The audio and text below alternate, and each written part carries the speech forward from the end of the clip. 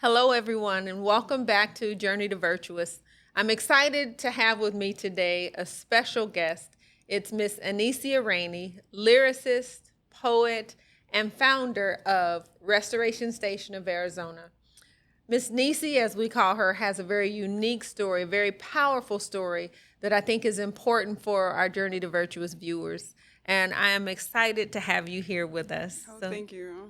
So I would like for you to share just glimpses of your journey. For you to be a young woman, you have such a tremendous testimony to me. And I tell you all the time that I am inspired by you. I am motivated by you. In some cases, I am convicted to move into action because of your story and because of your journey. You know, I know you intimately, but I know you as a mother of four beautiful grandbabies of mine. I know you as a college student.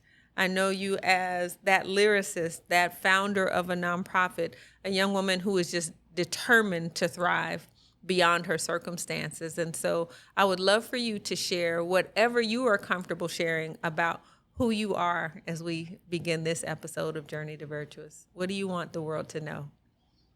Well, who I am, I guess I am someone who is consistently fighting for change because I think that it's important for change to happen in the world so that people don't have to suffer. And, and I think that will break the cycle for for different things that people go through in this world, and that's where the change I believe is going to begin. And I just want to be a part of that change. Yeah. Well, I think you are absolutely a part of that change. As I said, you have a tremendous testimony, and I'll allow you to share the pieces of your testimony that you're comfortable with. But I ask you to be here today because you, for me, have been an example of learning how to love a faithful father. I know in my own personal journey, beginning a relationship with God was difficult for me because I didn't have a healthy relationship with my biological father. And I looked at God the same way that I looked at my earthly father and figured if my earthly father didn't want me, how could my heavenly father possibly be in a close relationship with me? And so it made it difficult for me for a number of years. But I've watched you just do some amazing things in your life despite your circumstances. And so you, to me, are a shining example of how to establish that relationship and learning to love a faithful father. So could you share with us a little bit about it? Yes, of course. I think that I had to learn that it did start with forgiveness. Um, Being able to learn how to forgive just anyone that has done you wrong, that has affected your life in such a way that it caused some type of change in the way you see the world and the way that you're functioning, and also breaking unhealthy patterns in order to move forward. So I believe, a part of my testimony is that not falling victim, but striving to move forward and not making excuses for, yes, I went through this or that, but how can I be a beacon of change for those things that hurt me, Okay. and creating a way for other people, being innovative, in that way. Like, yes, this hurt, but how can I build awareness around those certain things, and it does begin with forgiveness. Otherwise, it's a lot of bitterness that you hold, and you're not seeing yourself, because you're angry and you're mad at the world and everybody around you. So I would say that I use that pain to be a different person and not just carry a victim mentality, because Okay. that's not who I am. Okay. Yeah. I've heard some of your songs, and you have a flow when you rap. I don't think I admired rap as much as I did when I started to listen to some of the things that you write. And the messages that are in your music are so profound. They're statements, they're declarations about who you're going to be, or who you were, who you are, and who you're going to be, and just commanding that you're in this new place, and everybody that is going to enjoy the force that you are, Yeah. needs to come ready. Right. And that doesn't come easy. Can you share with me and with the audience what the steps to your journey might have been, if you could name each of the stages, because it's a lifelong journey for Right. you. Yeah. It started with failure. Okay. It started with, failing and wanting to break the cycle in my own life Okay. in order to be able to help somebody else. And Okay. it's not going to ever be a perfect journey, but I believe that people who are imperfect can be used in a positive way, Absolutely. if that other heart is willing to accept that. And Okay. it all starts with people's story. And yeah, I believe, in my music, it's just an art that allows me to break free in that way and be a testimony to somebody else, so there's, yeah. Okay. After the failure, Mhm. what is the thing you say to yourself that helps you get back up after you're knocked down? That I didn't overcome things in my life for no reason, and I'm gonna keep fighting. Okay. That's what keeps me getting back up, with Okay. scraped knees, whatever it takes, Okay. and until I walk in my calling and why I'm here, Okay. I'm gonna continue to fight Okay. for whatever that is. Okay. Yeah. One of the things that I admire about you most, that is a part of your journey, is having been a young mom. And when you became a mom, I watched you still graduate from high school. I watched you work a job while you had a child, and just persevere through some things that some young people, when that happens, when that disruption in life happens, they give up. Or the people around them give up on them, or they get a label and they decide to just walk in that label. Right. What was the determination, or what gave you the determination, being a young mom, not yet graduated from high school? What was the motivation for you to press past the stereotypes and the opinions of others? I think the motivation, you know, having being around people who expect you to fail is kind of like a motivation to always Oh, move forward too. Not in okay. a negative way. It's just like I can show people that you can graduate if you even if you have a young child. Like it's just showing resilience to the Okay. world. And I believe that's something that is already in me. To be resilient, and it Okay. can work in good and bad ways. What are you fighting for? Okay. So my fight is to one, it's like it's never too late to start over. Okay. And I've had to start over plenty of times until I get it right. Okay. And there's no handbook. There really is no handbook to parenting.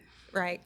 But I want to show my girls that it's not going to ever be perfect, but you can do the right thing. Okay. Yeah.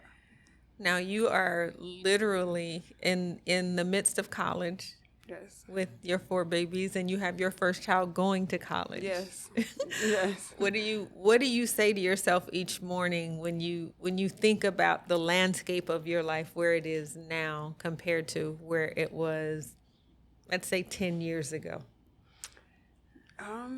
I used to think that I couldn't do certain things, and when I released that fear and I started doing it, it I inspire myself sometimes, Okay. and it helps me not to give up, because I know that fighting for something and it's moving in that direction, even if it's not perfect, as you're moving in that direction, I see the change. I see the difference in my life. And I don't want to ever go back. Okay. What Like kind of things do you think you couldn't do? What were those things? I used to think because I had a kid young, I couldn't go to school and I Okay. couldn't accomplish certain things because society teaches you that is a barrier, to be a young mom. And it can be, some people don't have the same type of support, but I believe that with faith, you can definitely move mountains with Okay. faith, and that is my life. Okay. So I wake up and I see what else can I do that I believe I couldn't do before. Okay. Because of my background or where I come from or whatever. I want to show that we can do that. So you go from being a teen mom to being a single mom to being a single mom in college and still raising children to becoming a founder of a nonprofit, Yes. Restoration Station of Yes. Arizona. Where was that birth from? First of all, tell us what Restoration Station of Arizona is, who it serves. Restoration Station is serves around like transients and the homeless population, and having support for them, like while they're out here in the heat, any weather condition, but focusing on their mental health and figuring out the root of why they're where they're at in the position that they're in, and then creating a space for them to be able to build on their plan and where they want to see their self in life, without judgment. Without judgment at all, because I think that judgment is what keeps people from getting help and getting the help that they need. So I want Restoration Station to be a place where it's judgment free. Figure out what you need and we help you along that journey. We'll do it with you, and it also provides resources, with hygiene and just all those things that helps transients or homeless people that are out there struggling. Okay. When you said judgment, there was a lot of passion behind that, or having an organization or a ministry that is judgment free. Right. Is that something you felt like you've overcome or needed to overcome in your journey? Absolutely. I think that once you get rid of that feeling of what this person's going to think, caring about what other people think, yes, it definitely will keep you from moving forward in your life. And you have to live for yourself, and whatever your journey looks like, that it's your journey and not someone else's journey. So a lot of times we'll get steered off our path because we're worried about what the next person thinks we should be doing with our life. Okay. I talked with another guest in another show about pretending to be okay or pretending to have it all together. Right. Was that ever a battle that you had on your journey, pretending to be okay or pretending to have all the answers? Or Definitely. Pretending to be okay so that you can wake up and move forward in the next day, and not trusting people to enter into your space when you are struggling. Because when you're better, you still have that light on you of when you were down. And so I think that you kind of live a life trying to prove to everybody else, like, I'm okay now, I'm okay now, and that takes energy too. Right. And I think that now I think in my healing season, like, I don't want to pretend to be okay. I think it's easier to find the appropriate people in your life where you feel safe. Okay. When you are struggling. And so you don't have to do things on your own. Okay. Until you get back to the place healthy where you feel like things are moving forward. Okay. So you said finding a safe place, but you said until you're healthy. What do you mean when you say until you're healthy enough?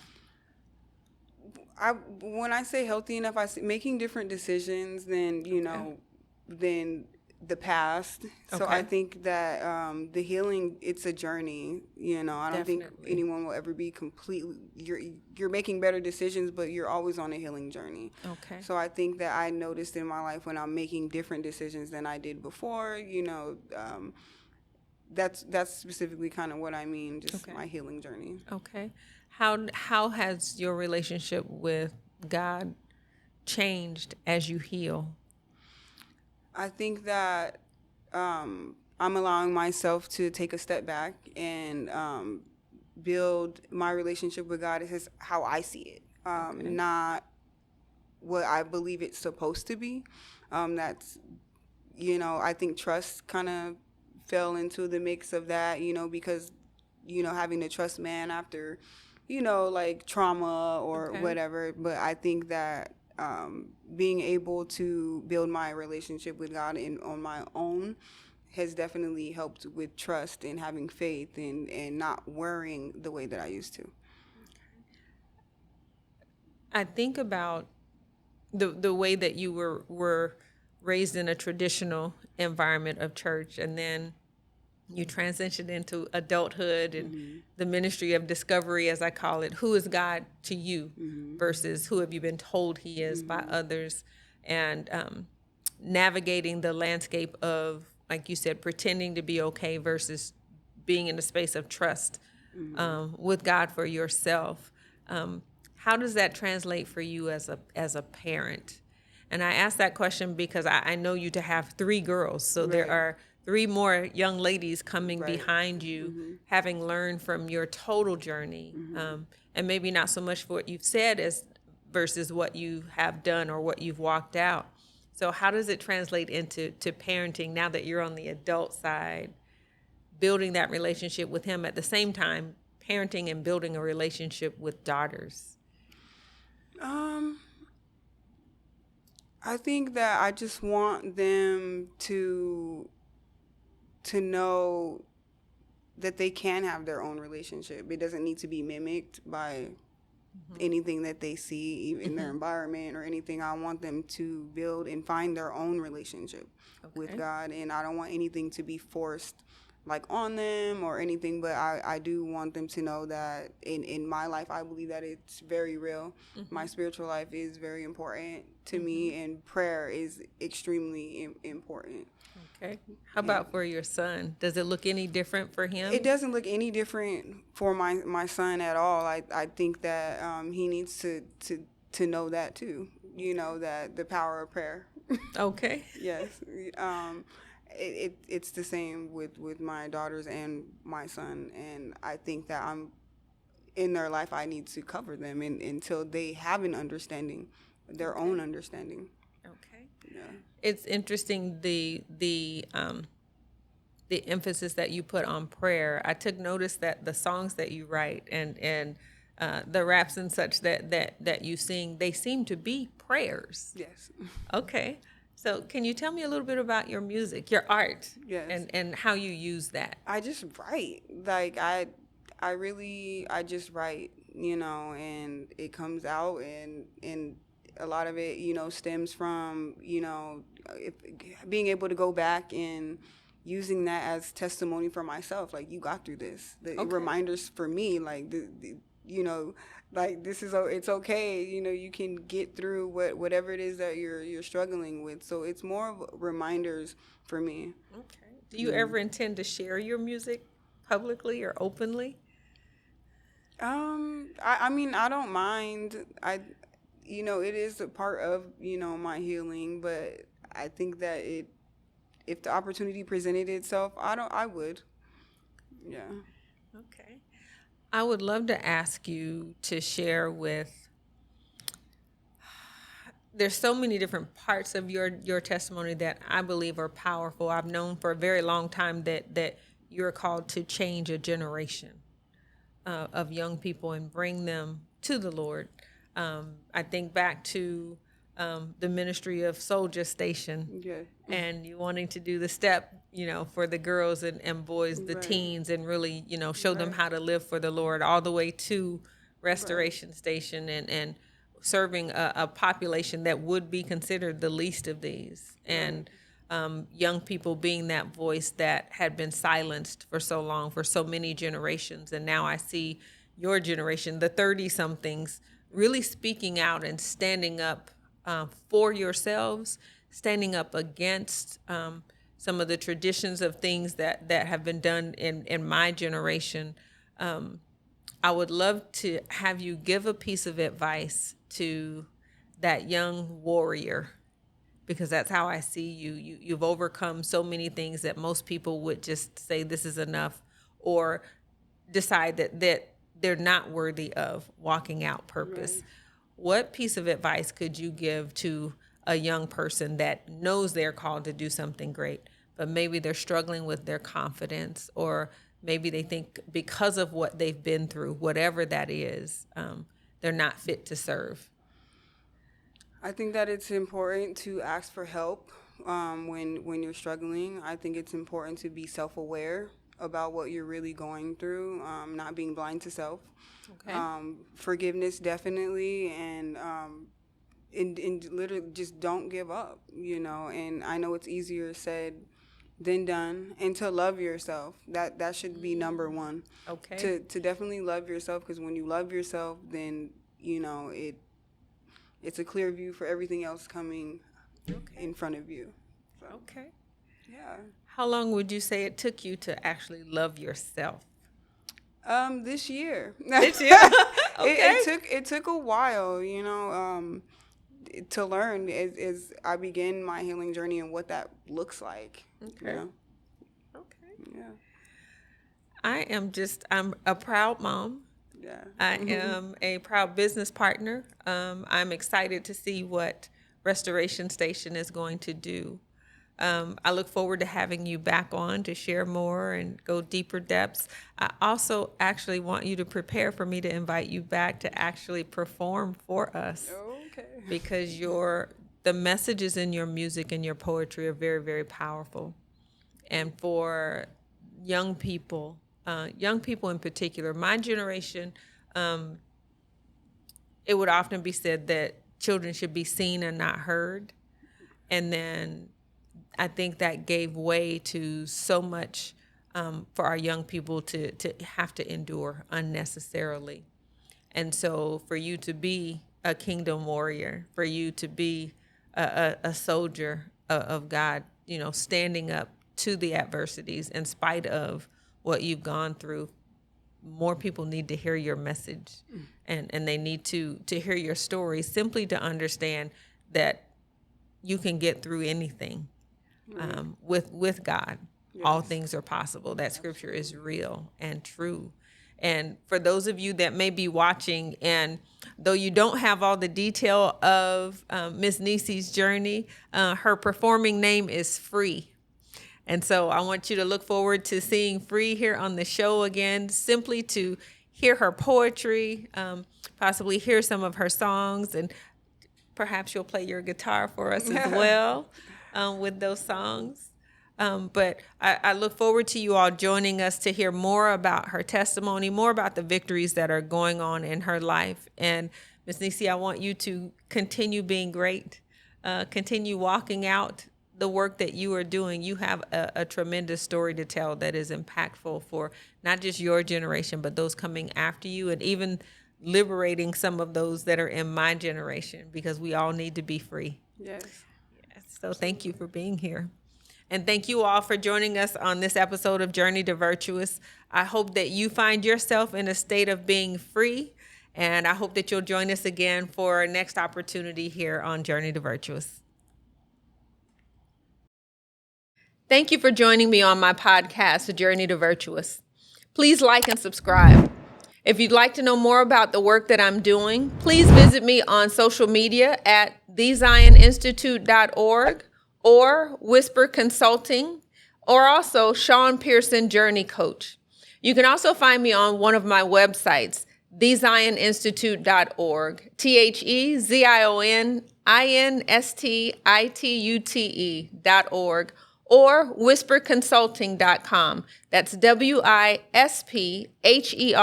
consulting.com. Thank you for your support.